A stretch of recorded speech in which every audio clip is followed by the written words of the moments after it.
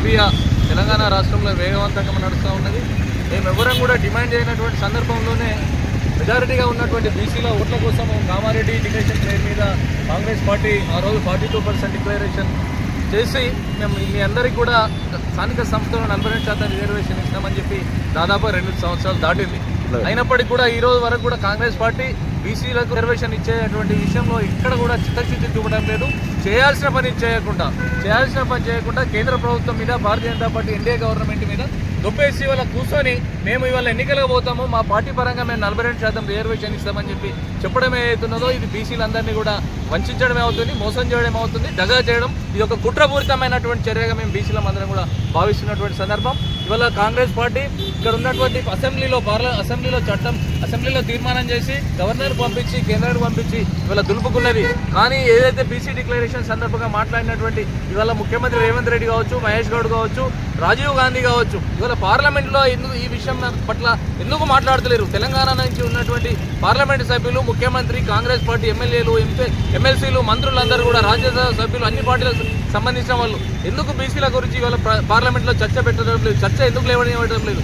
ఆ రోజు తమిళనాడులో జయలలిత ఏ విధంగానైతే 9th షెడ్యూల్లో వాళ్ళ ఒక్క రాష్ట్రం కోసం బీసీలకు న్యాయం చేయాలని చెప్పి 9th షెడ్యూల్లో పార్లమెంట్లో ఒత్తిడి తీసుకొచ్చి వాళ్ళ రాష్ట్రానికి లాభం చేసిన సందర్భంలో ఇవాళ మరి కాంగ్రెస్ పార్టీ ఆ దిశగా తెలంగాణలో ఉన్నటువంటి బీసీలకు హామీ ఇచ్చినాం, మాట తిప్పకుండా మేము నిలబడేటువంటి వ్యక్తులమనే ఆలోచన వాళ్ళకి ఏమాత్రం చిత్తశుద్ధి ఉన్నా కూడా కాంగ్రెస్ పార్టీ పార్లమెంట్లో ఈ విషయం పట్ల ఇవాళ దాని మీద ఒక ప్రైవేట్ బిల్లు పెట్టి ఇవాళ మాట్లాడేటువంటి సందర్భం ఉండే. కాబట్టి కాంగ్రెస్ పార్టీ ఎక్కడ కూడా ఆ విషయం పట్ల స్పష్టంగా ఎక్కడ కూడా మాట్లాడతలేదు. ఇవాళ భారతీయ జనతా పార్టీ జనగణన చేసిన తర్వాత మేము ఈ దేశం మొత్తం కూడా ఈ బీసీల మీద చర్య తీసుకుంటామని చెప్పి భారతీయ జనతా పార్టీ స్పష్టంగా చెప్తుంది. మరి కాంగ్రెస్ పార్టీ చేయాల్సినటువంటి విషయం ఏంటంటే తమిళనాడు తరహాల మా తెలంగాణ రాష్ట్రంలో కూడా మాకు 9th షెడ్యూల్లో పెట్టి మాకు రిజర్వేషన్ కల్పించారు అని చెప్పి పార్లమెంటు మీద ఒత్తిడి చేయాల్సినటువంటి సందర్భం ఉండే. మరి ఎందుకు ఆ విధంగా ఇవాళ కాంగ్రెస్ పార్టీ తెలంగాణలో ఉన్నటువంటి అన్ని రాజకీయ పార్టీలు ఇవాళ Bharatiya Janata party, communist party, Telugu Desam, TRS అన్ని పార్టీలు ఇవాళ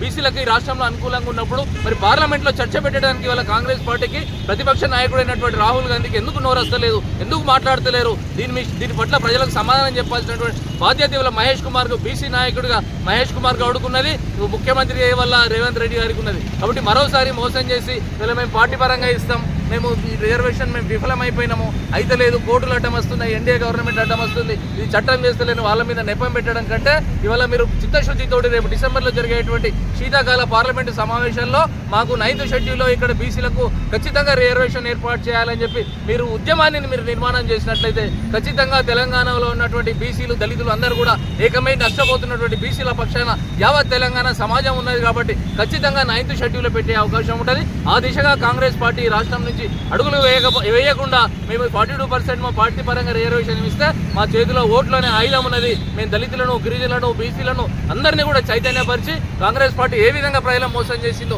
ఇంటింటికి, గడపకి, గ్రామానికి వెళ్ళి మీరు ఒకవేళ మమ్మల్ని విస్మరించి ఎన్నికలు పోయినా కూడా పెద్ద ఎత్తున ఆందోళన చేసి ఓటు అనే ఆయుధంతో మిమ్మల్ని అందరినీ కూడా ఇళ్లకు పంపించేటువంటి బాధ్యత కూడా ఈ బీసీ సమాజం, బీసీ నాయకత్వం తీసుకుంటారని చెప్పి ఈ రాష్ట్ర ప్రభుత్వాన్ని, కాంగ్రెస్ పార్టీ నాయకత్వాన్ని ఈ సందర్భంగా మేము హెచ్చరిస్తున్నాం. జై బీసీ, జై బీసీ, జై బీసీ, జై బీసీ, బీసీ లైకదా, బీసీ లైకదా, బీసీ మేలుకో.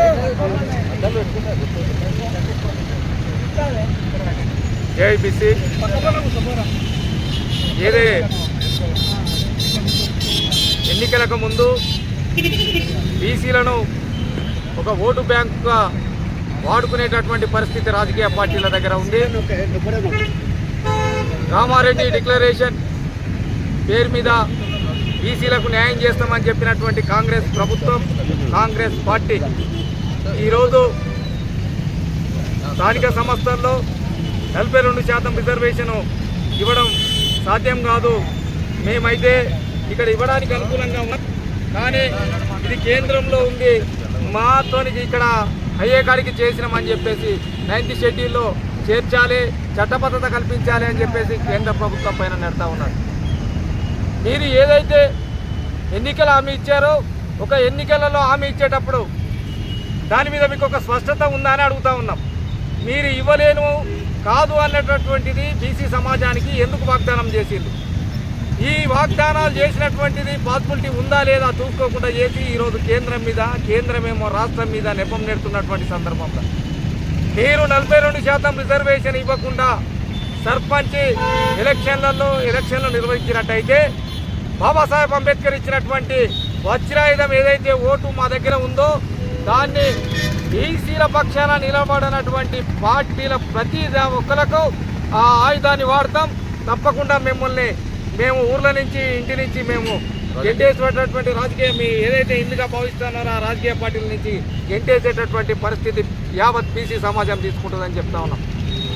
తమిళనాడు లోపల మరి ఏదైతే 9th షెడ్యూల్లో చేర్చుకొని వాళ్ళు 60% రిజర్వేషన్ అనుభవిస్తూ ఉంటే పక్కన ఉన్నటువంటి రాష్ట్రంలో ఈ తెలంగాణ ప్రాంతంలో మరి మా జనాభా ఎంతో మేమంతా అనేటటువంటి నినాదంతో ముందుకు పోతున్నటువంటి సందర్భంలో ఎలక్షన్ల టైంలో విద్యా ఉద్యోగ స్థానిక సంస్థలో 42% రిజర్వేషన్ ఇస్తారంటే సరే ఎంతైతే అంత ఇవ్వనీలే అని చెప్పేసి బీసీ సమాజం మొత్తం కూడా కాంగ్రెస్ పార్టీని పట్టం కట్టినటువంటి సందర్భం.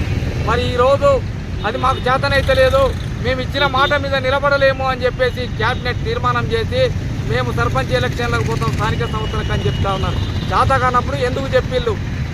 మరి చెప్పినటువంటి వాగ్దానం ఏదైతే ఉందో దాని మీద నిలబడకపోతే తప్పకుండా ఓటు అనే వజ్రాయుధాన్ని వాడతాం. మిమ్మల్ని మేము ఎక్కడ కూడా ఏ గ్రామ పంచాయతీ లోపల కూడా మిమ్మల్ని కూర్చొని ఇవ్వమని చెప్పేసి చెప్తా ఉన్నాం. ఇప్పటికైనా మీరు ఇచ్చినటువంటి మాట మీద నిలబడి దానికి తోడుగా అన్ని పార్టీలు కూడా ఏకతాటిపైకి వచ్చి అఖిలపక్షంగా ఏర్పడి కేంద్ర ప్రభుత్వం మీద ఒత్తిడి తీసుకొచ్చి 9th షెడ్యూల్లో ఈ అంశాన్ని చేర్చి చట్టబద్ధత కల్పించేసి 42% రిజర్వేషన్ తర్వాతనే స్థానిక సంస్థలు సర్పంచుల ఎలక్షన్లు నిర్వహించాలని చెప్పేసి జేఏసీ నుంచి మేము డిమాండ్ చేయడం జరుగుతాం. జై బీసీ, జై బీసీ.